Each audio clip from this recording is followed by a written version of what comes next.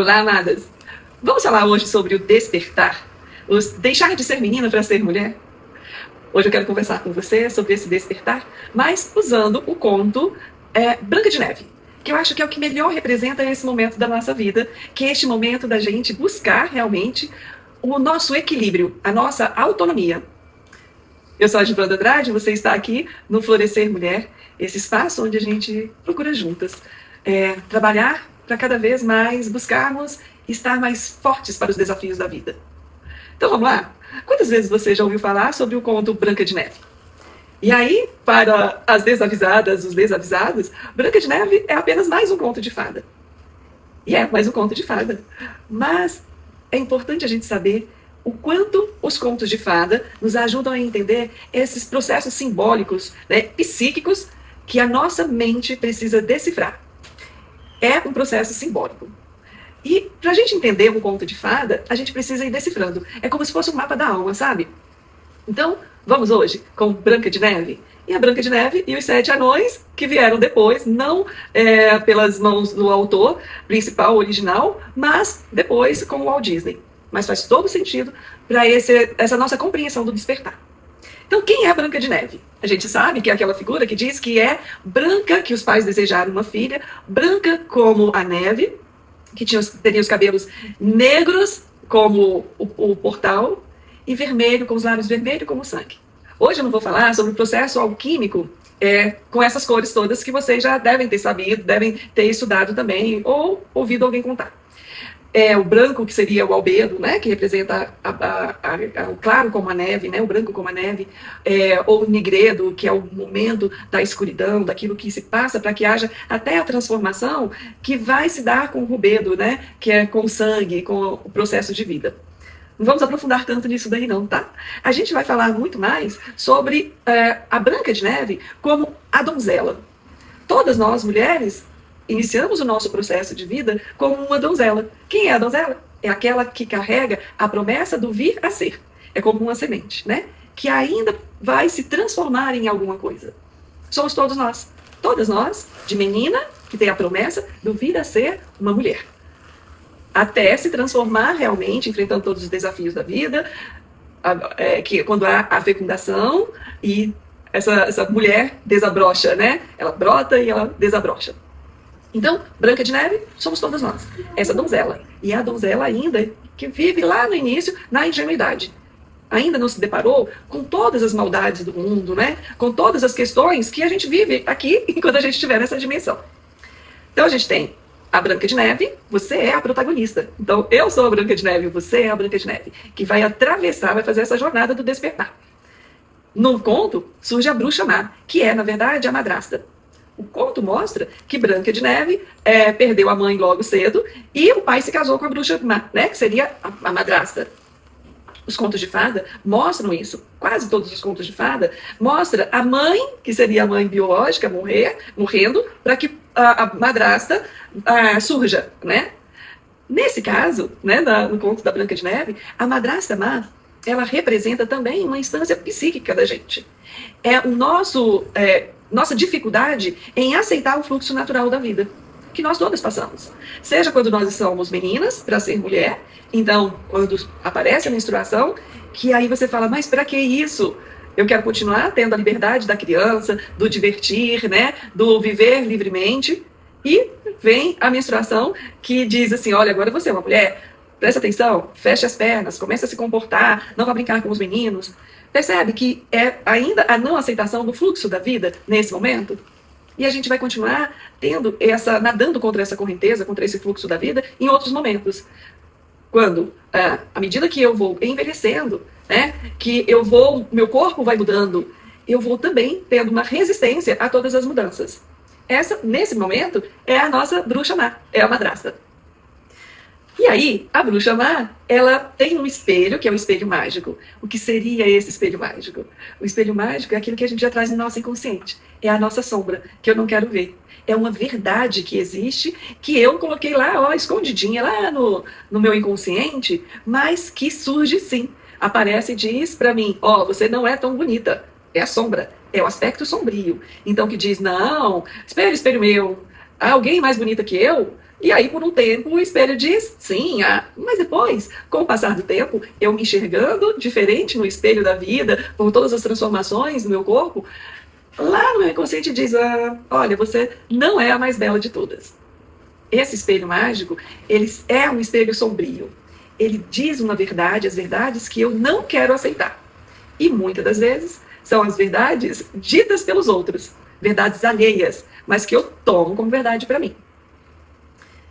A madrasta má, ela não quer concorrência, claro que não. Então, ela vai querer matar essa parte da Branca de Neve, que é a parte ingênua mesmo, aquela que não tem muita ferramenta, né? Aquela que ainda não sabe se defender da maldade do mundo. Essa mulher, meu aspecto psíquico que está incorporado nessa mulher, nessa madrasta má, quer matar realmente essa parte ingênua.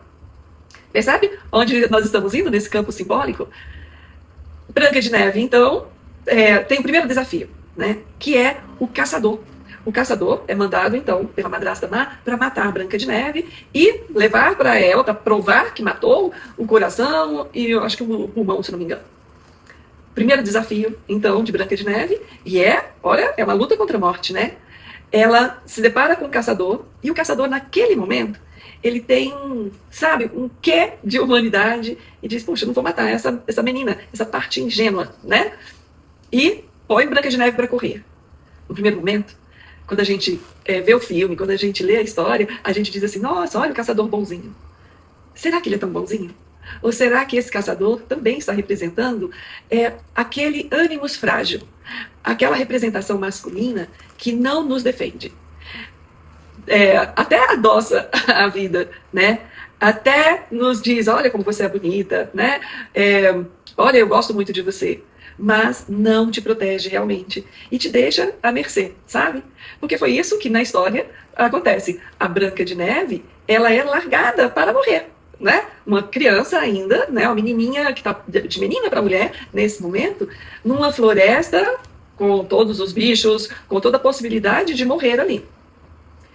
Então, o primeiro desafio que todas nós vivemos é este homem que surge na nossa frente, que a gente até acredita que pode nos proteger, nos salvar, e na verdade nos deixa aí em frente, né? Confrontando com o perigo sozinhas. Branca de Neve, então, sai desse caçador correndo para a floresta. A floresta é o nosso encontro com o nosso inconsciente. Aquilo que eu nunca quis olhar. Porque estava lá, guardadinho. No nosso inconsciente é onde residem os traumas, os complexos, tudo aquilo que eu não consigo admitir para mim, para essa máscara social que eu levo para a vida. É ali que Branca de Neve está se encontrando. E é onde nós nos encontramos muitas das vezes. Quando a gente vai enfrentar um desafio e a gente fala, meu Deus, eu não sei o que fazer com isso. Seja por conta de um trauma, seja por conta de um complexo, né, que surge de repente, a gente se sente ali, perdida. E nessa floresta que é aquilo que eu desconheço de mim mesma.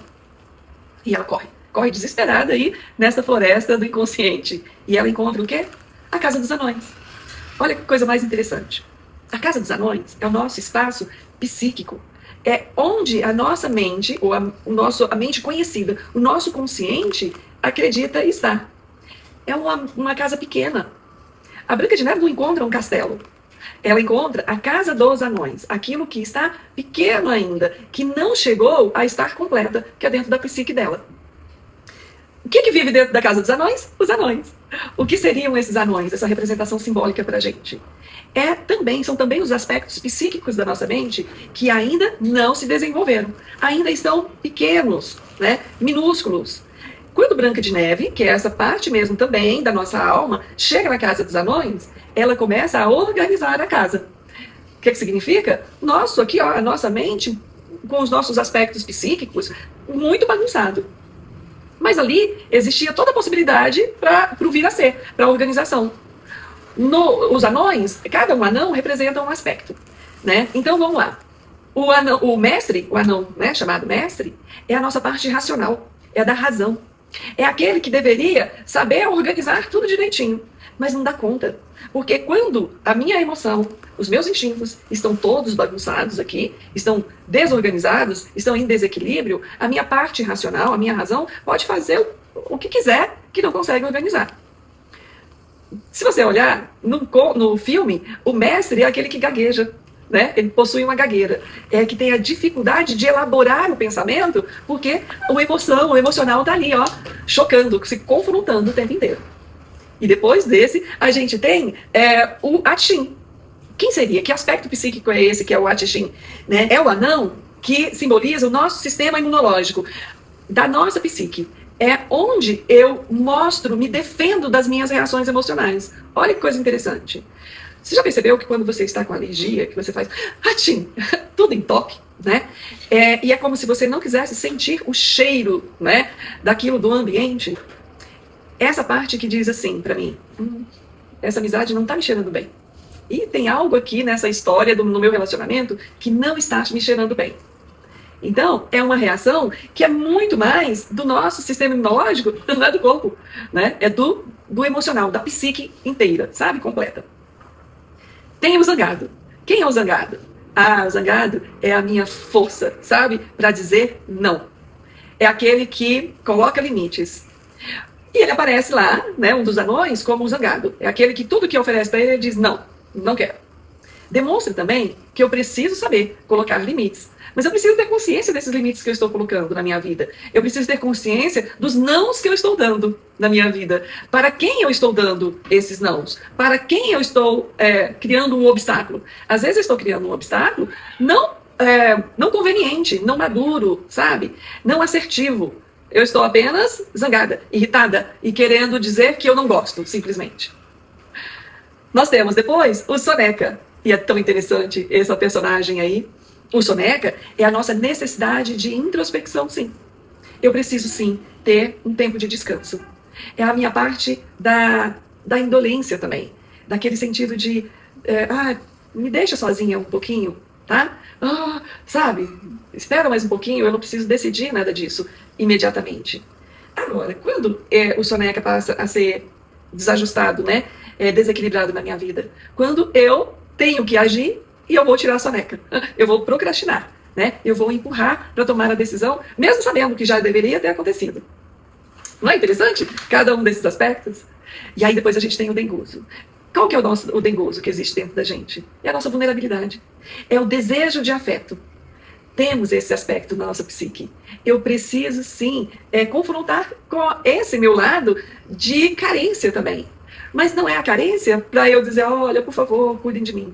É para eu descobrir onde eu sou vulnerável. Onde eu preciso e quero o afeto do outro. E nessa constatação, eu começo também a buscar dentro de mim uma forma de suprir esse afeto, né? Ou de fortalecer essa vulnerabilidade. Senão eu me torno dependente emocional. Temos depois o Dunga. O Dunga é a representação da criança interior. E olha como é interessante. O Dunga é a criança interior sagrada, que é a criança interior que traz a pureza. É o meu aspecto que me faz levantar depois de uma queda, depois de um fracasso na vida. Quando que o Dunga, a criança interior, desequilibra? Quando ela vai mais para o aspecto da criança que só vê o lado emocional que foi ferido, as dores, né, as dores emocionais que nos colocam nesse lugar de não conseguir ter reserva, ter consciência psíquica para suportar as questões da vida, né? Não sabe elaborar, até porque ainda não tem um pensamento formado. O Dunga a gente traz lá da nossa infância. Então, quando aconteceu algo que eu não consegui, como criança, compreender, aquilo pode virar uma dor mais profunda, pode virar um trauma que eu carrego para a vida inteira. Até o momento em que eu olho para essa criança interior ferida, mas eu olho também para a criança interior sagrada que todos nós temos, e a gente se fortalece para trazer mais e mais possibilidade de se levantar após cada queda. E por fim, a gente tem o feliz. Quem que é o feliz? É a nossa autoaceitação. É o encontro com a nossa beleza, a beleza exterior, quando eu observo o que está fora de mim e eu aceito, eu convivo com o belo, como também eu procuro o belo que existe dentro de mim. Esse processo de autoaceitação, a gente vai se desenvolvendo, vai buscando desenvolvê-lo à medida que a gente vai levando para a vida. E aí a gente já falou, então, o primeiro desafio, que foi da Branca de Neve com o caçador, né? Que é o ânimos frágil, aquele homem que parece proteger, mas não te protege. A madrasta má, ela lança mais um desafio, né, para a Branca de Neve, que é o espartilho, né, apertado ali, e vai apertando, apertando a Branca de Neve até ela perder o ar, perder o fôlego, né, quase perde o fôlego da vida. O que representa esse espartilho? É essa nossa busca da autoaceitação pela estética. É eu querer sempre estar cumprindo aquilo que as normas aí da estética impõem pra gente. Então eu preciso harmonizar meu rosto, eu preciso ter olhos assim, eu preciso ter bocas assado, eu preciso ter o corpo assim, escultural ou modelado, musculoso. Percebe que cada aspecto desse é uma forma de nos matar também. Também nos traz esse desafio que agora então é constante por conta das mídias sociais. Tá aqui, ó, mostrando pra gente o nosso espelho. Olha o espelho mágico aí que o nosso celular se transformou. Que diz assim, não, você não é tão bonita. Ah, você não é tão musculosa, você não é tão alta, você não é tão baixa, você não é isso, você... Há sempre um porém, né? Por mais bela que você esteja, você nunca é perfeita. Para esse olhar, né? Fora, o externo, mas para esse olhar também que eu estou concebendo dentro de mim, que um dia disseram que toda mulher tem que ser perfeita. Olha como isso é forte, né? E aí, depois a gente tem, tem o pente envenenado. Branca de Neve também tem o desafio que é o pente envenenado. Ela passa lá no cabelinho dela e o pente envenena. O que significa isso? Envenena os pensamentos. É a nossa mente que está envenenada. E está envenenada pelo quê? Está envenenada pelas verdades alheias, pelas nossas crenças limitantes, por aquilo que eu acreditei que eu deveria ter sido, né? Porque alguém me disse que eu deveria ter sido. Percebe quantos pensamentos envenenados a gente tem e a gente acaba aceitando? A Branca de Neve foi envenenada. Quem é que salvou a Branca de Neve também? De novo, os aspectos psíquicos que já estavam ali se ordenando, se organizando, né? Retirou o pensamento envenenado, ela retoma a vida. Assim como a gente também. E por fim, vem a maçã, né? A maçã envenenada. O que significaria essa maçã envenenada nesse aspecto todo? É a não aceitação da bipolaridade, da ambiguidade da vida, né? A vida, quando eu me coloco nesse lugar de rigidez mesmo psíquica, eu digo que existe só o bem ou só o mal, né? Eu fico muito, muito nesses dois extremos. E se eu não aceito que a vida, ela é tanto o bem quanto o mal convergem, né, vivem, eu morro também, né? Eu morro emocionalmente, muitas das vezes. E isso a gente está vendo muita gente aí aceitando a maçã envenenada por conta de uma religiosidade, né? Por conta de pensamentos muito, muito rígidos que não conversam com a realidade da vida, com essa ambiguidade. E aí Branca de Neve ela adormece com pedaço da maçã, isso fica aqui engasgado, ela adormece, né? E é importante esse momento também. A gente olha para Branca de Neve lá no conto de fada, a gente fala, coitada, né? Como se ela tivesse morrido já. E não é verdade. É o momento em que eu preciso também adormecer. Eu digo para os pacientes que deixa decantar essa informação. Deixa tudo isso que vem, um monte de descobertas que você vai adquirindo na vida, que precisa ser degludida, sabe? Precisa ser mastigada lentamente, né? Precisa ser absorvida, organizada. Não é possível ter toda essa informação e sair desesperada querendo resolver. É preciso esse tempo de tranquilidade para que você possa se organizar para isso que será o seu novo ciclo de vida. E aí vem o príncipe, que a gente acha que é ele quem dá o beijo, é o beijo que desperta a Branca de Neve. O príncipe, no conto de fadas, é a nossa contraparte para as mulheres, a contraparte masculina. É a aceitação do masculino e do feminino, das energias que conversam uma com a outra. Eu agora aceito a minha sensibilidade feminina, esse meu aspecto, que é de gratidão para a vida, do belo, da subjetividade, do olhar para si e cuidar de si mesma. Tudo isso está dentro dessa energia feminina. E eu converso com a energia masculina, que é foco central, assertividade, jornada para a vida, colocar metas. Quando os dois se casam, eu não fico nem nessa energia feminina que me deixa também numa vulnerabilidade, né, que pode me levar para esse lugar de autossabotagem, sabe? Porque se eu for muito sensível, eu também vou para esse lugar da autossabotagem, da manipulação, né? Percebe que tudo tem a sua polaridade, né? Se eu fico muito na energia masculina, muito na assertividade, na razão, no foco central, eu perco esse espaço de sensibilidade que a vida me proporciona. Então, o beijo é um encontro das minhas duas energias. Eu uso a minha energia masculina, sim. Eu preciso dela. Eu preciso da energia masculina para dirigir o carro, para fazer um TCC de conclusão aí, né? Um trabalho de conclusão de curso. Eu preciso da energia masculina para me organizar, planejar, sabe? Seguir em frente, para buscar, para conquistar. Isso é energia masculina. E eu preciso da energia feminina, que é do saber esperar, do não buscar resolver imediatamente. Então, no conto de fadas, há o beijo. E o beijo, na verdade, a Branca de Neve não desperta com beijo. Ela, no conto de fadas, o sarcófago, né, o caixão, quando vai sendo transportado para o castelo, ele tomba, né, alguém dá um tropeço ali, e aquela história que estava presa na garganta, né, da polaridade, é cuspida fora. Eu agora consigo ver a energia masculina e a energia feminina, o bem e o mal. Tudo isso que se funde, se integra. E aí a Branca de Neve, ela vai agora para o castelo. E é o castelo porque ela saiu da casa do anão, da casa psíquica pequena, e ela vai para o castelo, que agora é o espaço psíquico maior, onde ela se torna rainha, dona de si mesma. Falei muito, mas eu acho que é super importante para a gente entender com mais profundidade esse conto que é tão importante para a nossa vida, que mostra sim o nosso despertar.